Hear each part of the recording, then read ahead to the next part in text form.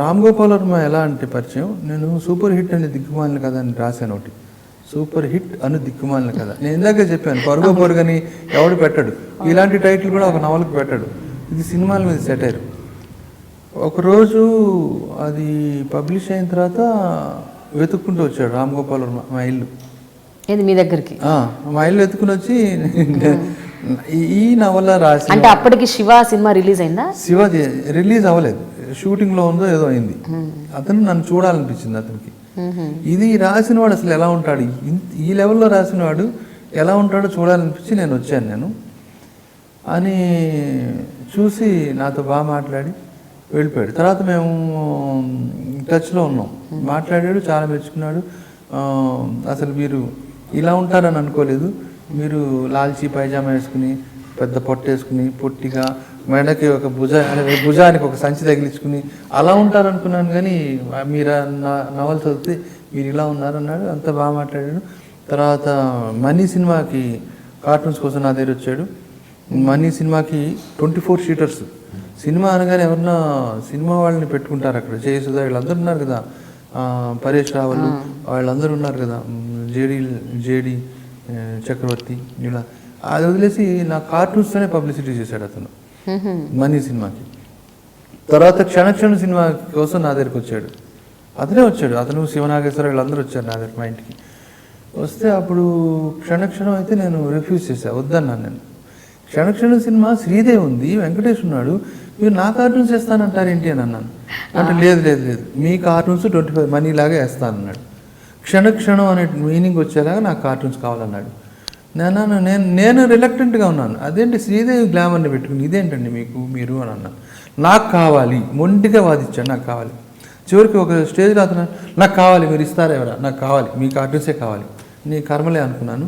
ఆ తర్వాత కార్టూన్స్ ఇస్తానన్నాను. ఇచ్చిన తర్వాత నేను బ్యాంక్లో జేడి చక్రవర్తి వీళ్ళు ఒకసారి ఇంటికి వచ్చి ఆల్బమ్ మొత్తం క్షణక్షణది ఆల్బమ్ తెచ్చిచ్చారు. తర్వాత బ్యాంకుకి వచ్చి కలెక్ట్ చేసుకున్నాడు జేడి చక్రవర్తి, నేను ఇచ్చిన కార్టూన్స్ అవి కలెక్ట్ చేసుకున్న తర్వాత అన్నాడు, మల్లిక్ గారు జేడి చక్రవర్తి, మల్లిక్ గారు ఈ మండే ఎక్కడ చూసినా మీ కార్టూన్సే, సిటీలో ఎక్కడ చూసినా మీ కార్టూన్సే ఉంటాయి, హోర్డింగ్స్ అని అన్నాడు. అవుననేసి నేను పిచ్చోళ్ళలాగా అందరికీ చెప్పాను. చెప్పాను నా చూడండి వస్తాయని అన్నాను. మరి ఇంతకంటే ఒక డైరెక్టర్ చెప్పాడు అక్కడ నాకు. అది మండే చూస్తే శ్రీదేవి వెంకటేశ్వర్లా పట్టుకుని ఇద్దరు పరిగెడుతున్నట్టు ఉంటుంది. వెంకటేష్ ఇన్స్పెక్టర్ ఫోటో, శ్రీదేవి ఇద్దరు పరిగెడుతుంటారు క్షణక్షణం. మండింది చూసుకో నాకు. నేను ఫూల్ అయిపోయానే వేరే వాళ్ళకి చెప్పి. అందరూ అడిగారు అదేంటి నువ్వు అన్నావు కదా ఇదని. తర్వాత రామ్ గోపాల్ వర్మని అడిగాను, ఏంటిది అసలు మీరు నా వేస్తా అన్నారు కదా, ఎందుకంటే ఏదో కొంచెం ప్రాబ్లం అయింది అని. అంటే కాదు, నేను వద్దంటుంటే నన్ను చేత బలవంతంగా ఇచ్చారు మీరు. అంటే లేదు మళ్ళీ మీరు దీనికి శ్రమ తీసుకున్నారు కదా, ఇప్పుడు మీ రెమ్యునరేషన్ ఇస్తున్నాను. నేను చెక్ ఇచ్చాడు అనమాట, మీ రెమ్యునరేషన్ ఇచ్చేస్తున్నాను. కాదు అసలు ఎందుకు అసలు నేను బలవంతంగా ఒప్పించి మళ్ళీ అలా చేశారంటే ఏదో ప్రాబ్లం ఉంది నేను ఊహించుకున్నా అప్పుడు. ఎందుకంటే ఇప్పుడు కోట్ల కొద్ది డబ్బులు పెట్టే ప్రొడ్యూసర్ అగెన్స్ట్గా ఉంటాడు.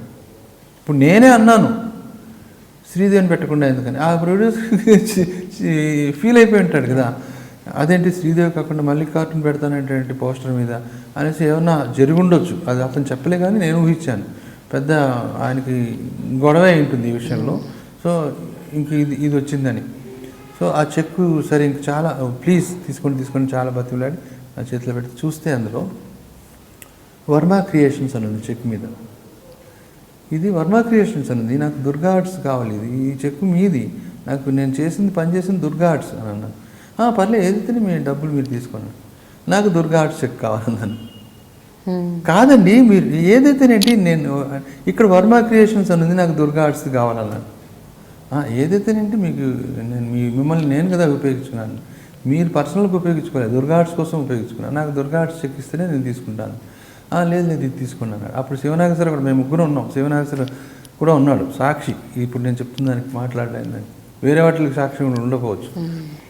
నేను అన్నాను ఇది నేను చింపేస్తాను మీరు తీసుకోకపోతే, ఇలా చింపితే నేను మిమ్మల్ని అవమానించినట్టు ఉంటుంది, బాగుండదు, తీసేసుకోండి. తీసుకుని ఒకటే మాట అన్నాడు, ఇండస్ట్రీలో ఫస్ట్ టైం నేను నా లైఫ్లో చూస్తున్నాను ఒక మనిషికి చేతికి డబ్బులు వెళ్తే మళ్ళీ రావు, మీరు బలవంతంగా మళ్ళీ వెనక్కి ఇచ్చేస్తున్నారు డబ్బులు వర్క్ చేసి కూడా. తర్వాత నేను ఇంట్రెస్ట్ కొద్దీ క్షణక్షణం సినిమా చూశాను. క్షణక్షణం సినిమా క్లిక్ అవ్వలేదు ఫస్ట్ రిలీజ్లో. దానికి రీజన్ ఏంటంటే శివ తర్వాత వచ్చింది క్షణక్షణం. ముందు అసలు మనీయే తీశారు కానీ కొంచెం రిలీజ్ ప్రాబ్లం అయింది. అది శివ తర్వాత వచ్చింది కదా, అదే ఎక్స్పెక్టేషన్స్ అందరు చూశారు, డిసప్పాయింట్ అయ్యారు. టైటిల్ కూడా క్షణక్షణం, పోస్టర్ మీద ఇన్స్పెక్టర్ డ్రెస్లో వీడు పరిగెడుతూ, అంటే అనుక్షణం ఏదో టెన్షను, గ్రిప్పింగ్గా ఫైట్స్, సస్పెన్సు ఆ టైప్లో ఊహించుకుని వెళ్ళారు. అది కానే కాదు, అది కామెడీ మూవీ.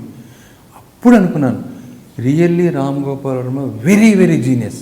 అతను ఎక్కడా చెప్పలేదు క్షణక్షణం సినిమా అనేది కామెడీ మూవీ అని ఎక్కడ రివీల్ చేయలేదు, రిలీజ్ అయిన తర్వాతే తెలుస్తుంది. అది తెలియజేయడం కోసం నా కార్టూన్స్ పెడదాం అనుకున్నాడు.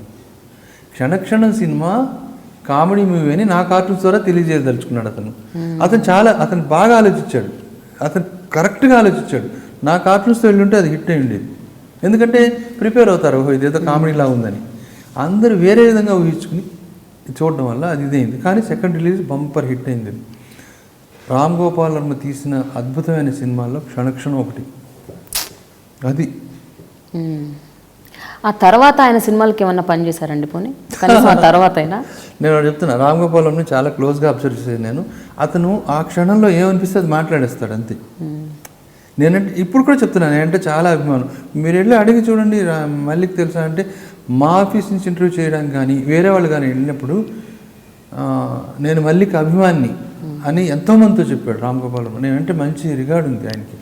కానీ ఇలా ఒకసారి మేము మాట్లాడుకుంటున్నాం, మళ్ళీ మన ఇద్దరం 2 కామెడీ మూవీస్ చేస్తున్నాం, ఒకటి వితౌట్ డైలాగ్స్, ఒకటి విత్ డైలాగ్స్ లేకుండా ఒకటి, మన ఇద్దరం చేస్తున్నాం అంతే అన్నాడు.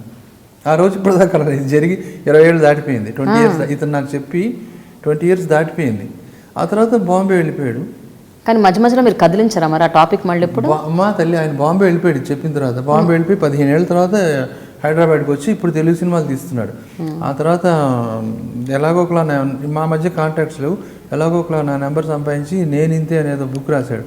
నన్ను పట్టుకుని నా నెంబర్కి ఫోన్ చేసి మీరు తప్పకుండా రిలీజ్ ఫంక్షన్కి రావాలి అంటే నేను వెళ్ళిన తర్వాత మా ఒక ఇంటర్వ్యూ నేను చేశాను ఒక దానికి చేస్తే అతను చాలా నేను 15 ఏళ్ళు అయింది, ఈ ఇంటర్వ్యూ చేసి 4 ఏళ్ళు అయిపోయింది, నేను 15 ఏళ్ళు అయిపోయింది బాంబే వెళ్ళి, మీరు ఇక్కడ ఏం చేస్తున్నారు అసలు ఈ 15 ఏళ్ళు, ఎందుకు మీరు రావట్లేదు ఇండస్ట్రీకి, అసలు రీజన్ ఏంటి, మీరు రావచ్చు కదా, మీరు ఎందుకు అలా ఉన్నారు అంటే, రావచ్చు అంటే డైరెక్షన్ సైడ్ యాక్టింగ్ సైడ్ మీరు ఎందుకు చేయరు. నేను ఎలాంటి మనిషిని అంటే నీలో ఆ కోరికున్నప్పుడు నువ్వు ఎక్స్ప్రెస్ చేయాలంటాను నేను. నాకు వేరే వాళ్ళు చెప్పారు అడగందే అమ్మాయినా పెట్టదు, పోయా బాబు నువ్వు నీకేం తెలియదు, అడగందే అమ్మాయిని పెట్టదని. నువ్వు అంత ఫీల్ అవుతున్నప్పుడు మళ్ళీ ఇలా నేను ఒక మూవీ చేస్తున్నాను, నాకు వర్క్ చేయను, నువ్వు ఎందుకు అడగలేదు. నేను సైలెంట్. అతనేమో నేను చెప్తానని అతను చెప్పాలని నేను, అది అయిండొచ్చు. Catch me on I dream.